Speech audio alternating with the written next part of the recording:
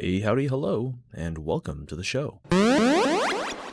Welcome back to another episode of the Steam Redlight series, the series where we look at Steam's most slowly and controversially rated games to see if they're as bad as the internet says they are. I'm your host for the day, Smirk.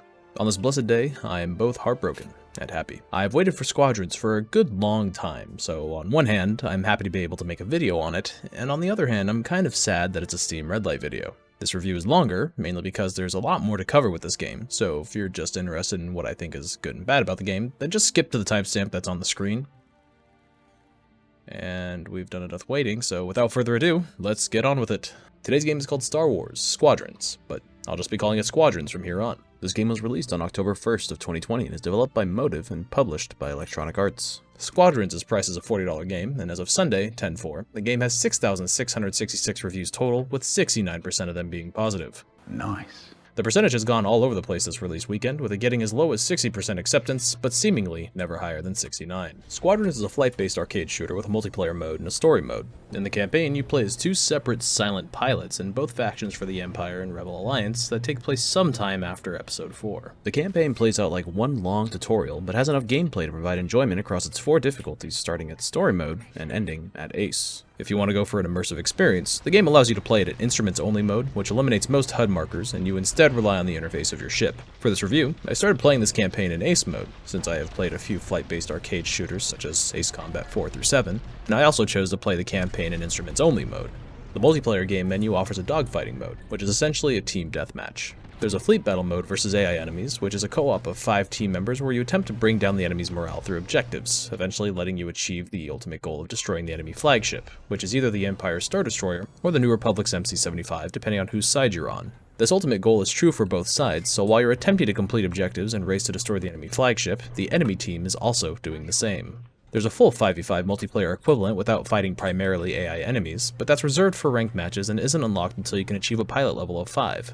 In the multiplayer menu, you can also enjoy a practice mode where you can spawn enemies to practice against. You can also complete a timed course if that's more of what you want to do. Lastly, there's a tutorial to experience the fleet battle mode before diving into the online experience, which is highly recommended since there's a little bit to understand that we aren't going to be covering in this video. When it comes to gameplay, in the campaign you'll typically be given a specific ship, which is divided into 4 classes, limited to fighters, bombers, roguelikes, or supporting ships. In multiplayer modes, you'll be able to choose and customize your ship as far as auxiliary weapons, engines, shields when they're available, and etc. to give your ship the capabilities you're looking for. There are some quaint aesthetics you can put onto your pilots for both the Empire or Rebel Alliance side, since you're going to be finding yourself on both sides in both multiplayer and single-player modes. Customizations are locked behind a currency system, ship component upgrades require requisitions, and ship and pilot aesthetic customizations require glory. Requisitions are acquired through level ups, and glory is acquired through playing and completing multiplayer matches. Inside the cockpit, there's auxiliary weapons, or supporting functions depending on your loadout, countermeasures, target info, a flight radar, and power controls that will allow you to divert power to engines, weapons, and shields depending on what you need. Diverting power to engines makes you faster and more agile, while also quickly generating the ability to boost to super speed for a short period of time. Diverting power to weapons allows your laser weaponry to generate faster and hit harder. Diverting power to shields allows your shields to be more resilient and generate faster. They can also be assigned to your front or back depending on what threats you're trying to protect yourself from. I could probably spend 10 more minutes droning on about everything else that the game offers, but I think I've given enough context to clue you in on the things that I did like while I was playing this game.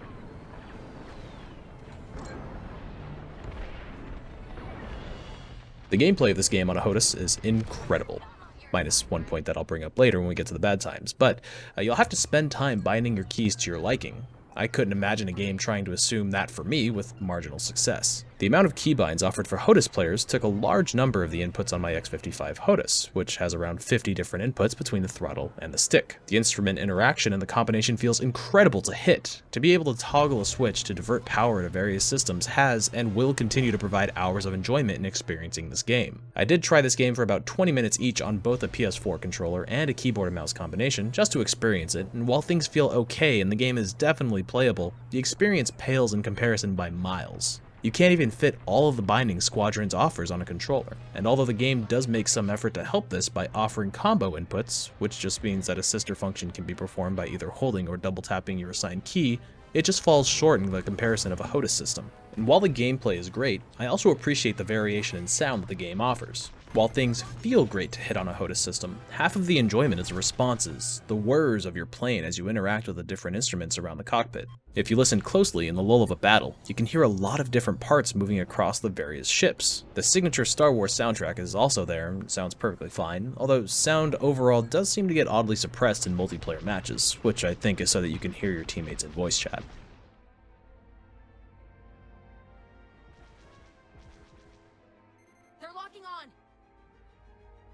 Lastly, I appreciate the extent of which the details of destruction are experienced during gameplay. Particularly during fleet battles, you'll be given the very daunting task of having to destroy a Star Destroyer. It takes an amazing amount of effort, and destroying a Star Destroyer is astoundingly gratifying. And not only are you capable of destroying this overarching terror of space, you're able to destroy its subsystems as well. If you're getting tired of getting shot by the laser turrets or ion cannons, just blast them. Not wanting to keep those shields down with suppressing fire? Destroy the shield generator. Are you tired of constant missile lock-ons? Just destroy the missile launchers. I'm sure the MC-75 is just as difficult and gratifying, but I don't think many are half as excited about that opportunity. I've talked about what I like, but now let's talk about some things that I didn't like during my experience.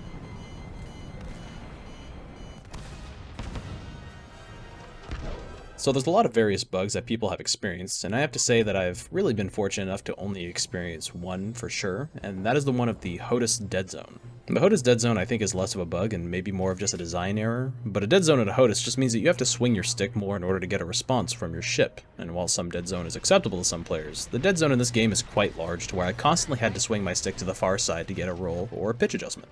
There's a slider adjustment inside of options, but this is already shipped and it's configured at 0, and increasing it would just make the dead zone substantially worse. While this didn't completely kill the experience, it does make it a little harder to execute sharp maneuvers, but the developer has already commented that this should be fixed in future patches. The second thing is specifically in relation to the fleet battles tutorial. The tutorial really doesn't do a great job of explaining the end goal. I spent a lot of time trying to destroy the parts of the Star Destroyer, but didn't realize I had to destroy certain key elements of it. The Star Destroyer stayed at 1 HP for an exceedingly long time, and I couldn't figure out why, even after taking down all of the notable objectives. I can only assume that I had to destroy every last component of the Star Destroyer before it had officially died. Now, since I had already spent an hour and a half in total in the fleet battles tutorial, I eventually had to quit to carry on with my day, and so I left with the Star Destroyer sitting at a hearty 1 HP. This isn't fun.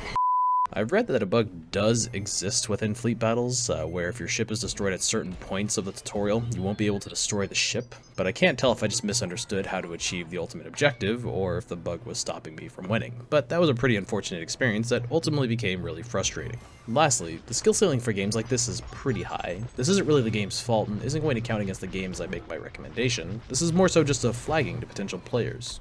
This game is easy to pick up, but difficult to do well against other humans who have been around it longer than you have. Ultimately, the game's rewarding and fun as all hell if you like flight-based arcade shooters, but you'll experience many hours of getting ass blasted by your enemies before you start doing the fly swatting yourself.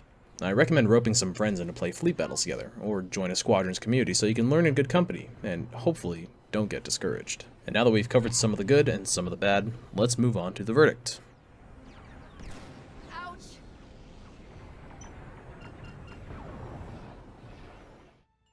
The gameplay looks and feels amazing, particularly on a HOTAS. All sounds are equally satisfying to experience. Fighting big ships is well designed. The current stick dead zone is a pretty annoying disappointment. Execution of the end goal in fleet battle tutorial is either unclear or bugged. The high skill ceiling may keep new players away from multiplayer modes as the game ages. Ultimately, I'm happy to say that I can recommend Star Wars Squadrons. But It's a trap! You may not align with this review's stance if you don't have a HOTAS. This is because a large portion of this review's positive experience is attributed to me interacting with my HOTAS. The controller and keyboard and mouse are fine, it's just not as remarkable of an experience. You may not align with this review's stance if you don't want to develop your skills for multiplayer modes. While the game is playable without going deep into power diversions, drifting, or shield allocations, you're going to be getting slammed by those who do hit these things. You may not align with this review's stance if you are looking for a lengthy single-player experience. The single-player experience is mostly a demonstration of the gameplay mechanics. Paying $40 for that experience might seem hefty for someone when it's not the primary focus of the game. I haven't had this much fun playing a game since Ace Combat 7, and I couldn't even use my HOTAS because a developer didn't support flight sticks on launch for PC. I understand why some people don't like Squadron, but I absolutely love the experience that this game is offering and wanted to show it some love during its controversial release. Also, it's not because it's a Star Wars title, as some people probably would leave it to think. I don't consider myself a fan of Star Wars. I wouldn't have given a damn if this was a Baby Shark-themed flight shooter, because if it played with the same amount of depth and feel-goodism, I'd be recommending that game too. This video is already too long, so I'm out of here after this next set of farewells. Like the video if you liked the video. Share the video with someone who you think may appreciate it.